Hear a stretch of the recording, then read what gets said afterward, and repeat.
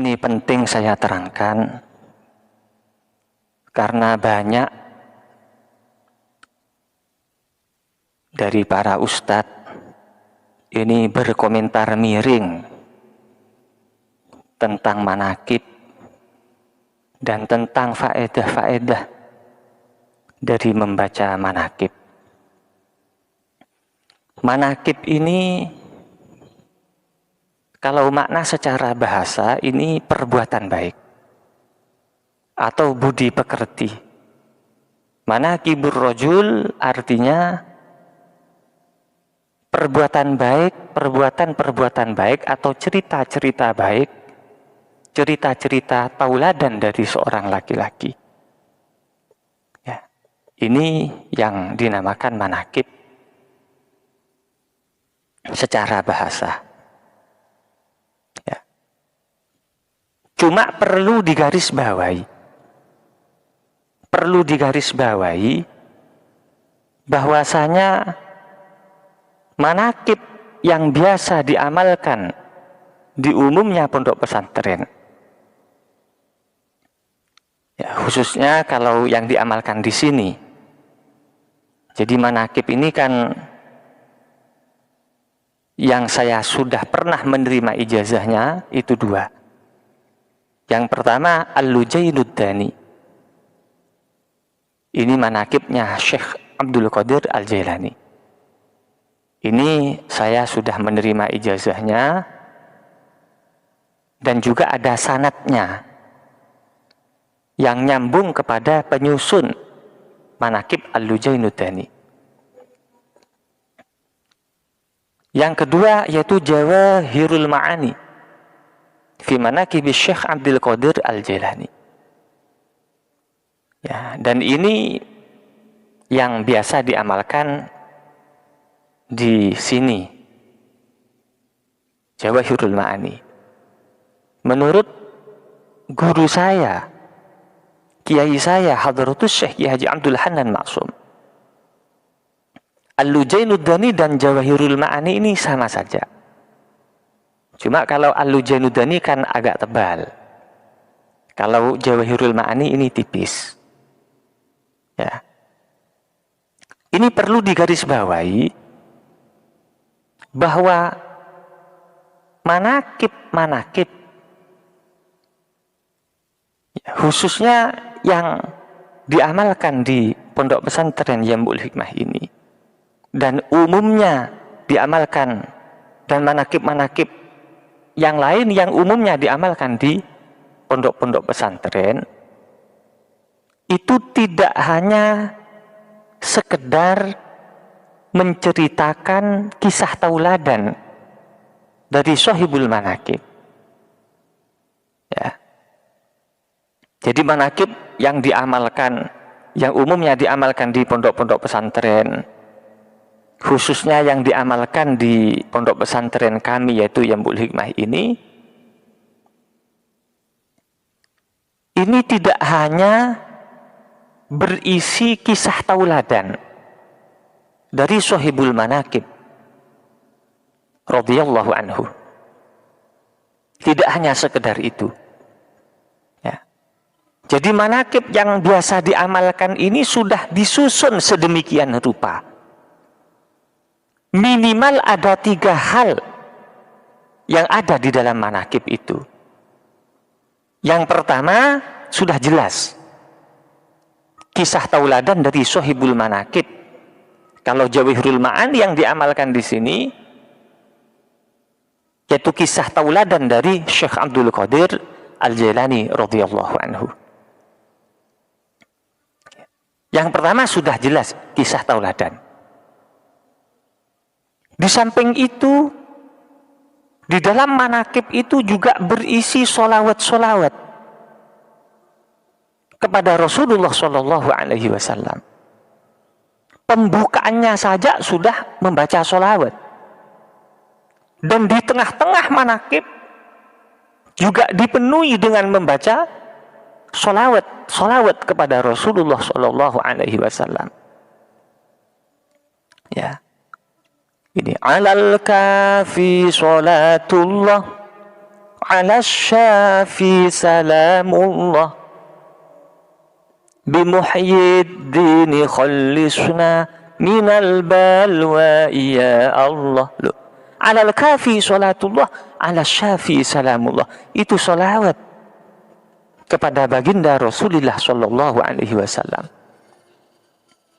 Jadi di sela-sela membaca manakib, di awal membaca manakib, di akhir membaca manakib, ini penuh dengan solawat kepada baginda Rasulullah sallallahu alaihi wasallam. Itu yang kedua. Yang ketiga, manakib yang kita amalkan ini, ya, ini dipenuhi dengan doa-doa. Ya. Di sela-sela manakib itu banyak berisi doa-doa yang dipanjatkan kepada Gusti Allah Subhanahu wa taala dengan bertawassul kepada Rasulullah sallallahu alaihi wasallam dan kepada Syekh Abdul Qadir Al-Jailani radhiyallahu anhu. Ya, jadi tidak hanya sekedar membaca kisah tauladan dari Syekh Abdul Qadir Al-Jailani, tidak. Ya. Tapi di situ, di samping kisah tauladan juga banyak solawat-solawatnya. Sejak dari pembukaannya, di sela-sela membaca manakib, dan di akhir manakib, doa-doanya ini ya, banyak menggunakan solawat. Ya. Di samping itu, di sela-sela manakib ini banyak berisi doa-doa. Di sela-sela manakib, ya, banyak doa-doa yang dipanjatkan kepada Gusti Allah Subhanahu wa taala. Di antaranya, ya, yaitu alal kafi sholatullah ala syafi salamullah. Ini sholawat. Ya, al-kafi ini kan ismun min asma'i Rasulillah sallallahu alaihi wasallam. Ini satu nama dari nama-nama Rasulullah. Begitu juga asy-syafi. Ini sholawat ini. Alal kafi sholatullah ala syafi salamullah bimuhyiddini khallisna minal balwa ya Allah. Bimuhyiddini, dengan perantara Syekh Abdul Qadir yang telah menghidupkan agama. Khallisna minal balwa'i, selamatkanlah kami semua ya Allah dari bala. Ya Allah. Loh, ini doa ini. Ini yang dibaca oleh orang-orang yang membaca manakib, begitu juga para jemaah manakib. Ya. Jadi manakib itu yang diamalkan di umumnya pondok-pondok pesantren, juga diamalkan di pondok pesantren kita ini, tidak hanya berisi sejarah tauladan dari Sohibul Manakib, tapi juga berisi solawat-solawat yang banyak dan doa-doa di sela-sela membaca manakib, juga di akhir manakib, juga di awal manakib. Ya, di antaranya lagi doa yang kita baca di sela-sela manakib, yang banyak sekali kita baca. Allahumma ansyur nafahatir ridwani alaih. Ya Allah, hamparkanlah pemberian-pemberian ridhamu kepada Syekh Abdul Qadir Al-Jailani. Wa amiddana bil asraril lati awda'taha ladaih. Dan berilah kami semua anugerah berupa asror-asror yang telah engkau titipkan, yang telah engkau berikan kepada beliau, juga berikanlah kepada kami semua. Loh, ini dibaca banyak di sela-sela membaca manakib. Ya. Di samping doa yang ada di antara teks-teks manakib, di samping itu ada doa khutmul manakib. Jadi manakib ini di samping berisi sejarah dari Sohibul Manakib, juga berisi solawat-solawat yang dipanjatkan kepada Rasulullah Shallallahu Alaihi Wasallam, berisi salawat-salawat kepada Rasulullah Shallallahu Alaihi Wasallam. Di samping itu juga berisi doa-doa, penuh dengan doa-doa. Sejak dari awal manakib, di sela-sela manakib, di antara teks-teks manakib, dan di akhir manakib. Ya, inilah manakib yang diamalkan di umumnya pondok pesantren, juga di pesantren kita ini. Ini yang perlu kita tahu. Sehingga membaca manakib ini, ya, besar sekali faedahnya. Di samping memang tujuan pokok dari manakib itu apa? Yaitu menanamkan kecintaan kepada orang-orang yang soleh. Kalau sudah cinta, biasanya seseorang ini sadar atau tidak sadar, cenderung untuk meniru sang idola atau orang yang dicintai. Ya, itulah tujuan pokok dari membaca manakib. Itu. Sehingga dikatakan oleh sebagian ulama, membaca manakib, menceritakan kisah tauladan orang-orang yang soleh, ini termasuk jundun min junudillah. Saking pentingnya cerita orang-orang yang soleh ini, Gusti Allah Subhanahu wa Ta'ala berfirman dalam Al-Quran, ya, wa kullan naqussu 'alaika min amba'ir rusuli ma nuthabbitu bihi fu'adak. Muhammad, semua kisah-kisah para utusan-utusan itu saya ceritakan kepadamu, agar dengan kisah itu saya teguhkan hatimu. Jadi cerita ini penting untuk diambil pelajaran, khususnya untuk meneguhkan hati. Ya, juga sebagai nasihat. Ya, kita butuh cerita itu. Sehingga dalam suatu hadis yang disebutkan oleh Imam Al-Ghazali di dalam kitab Ihya Ulumuddin, disebutkan inda dzikris sholihin tunzalur rahmah. Tatkala orang-orang soleh itu disebut, turunlah rahmatnya Allah. Ya. Karena dengan menyebut cerita-cerita orang yang soleh, ini bisa tertanam di hatinya samiin, di hatinya orang-orang yang mendengar, cinta kepada mereka.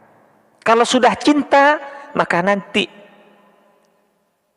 dampaknya apa? Cenderung untuk meniru, ya, perilaku orang-orang yang soleh tersebut. Sehingga pernah ditanyakan kepada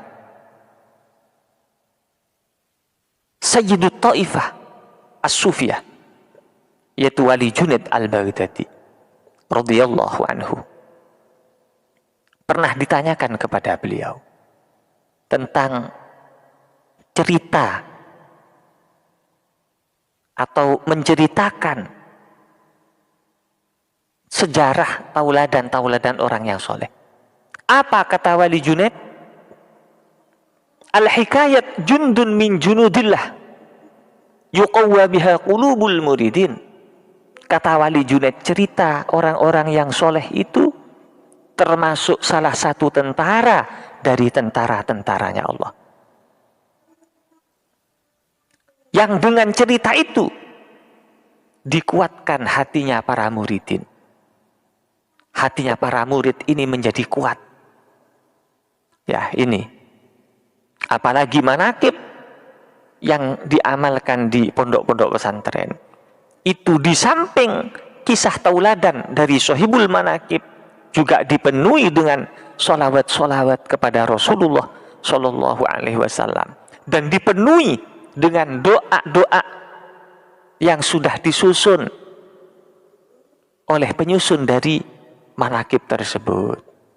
Ya, baik di awal, di sela-sela manakib, di antara teks manakib, dan di akhir manakib, itu dipenuhi dengan doa-doa.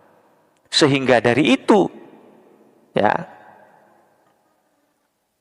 khasiat manakib itu diambil. Nah ini perlu dipahami ya. Jadi manakib itu tidak hanya sekedar menceritakan kisah tauladan dari Sohibul Manakib. Ya. Di samping kisah tauladan juga sholawat. Ya, juga dipenuhi dengan doa-doa. Nah ini penting ya supaya dimengerti.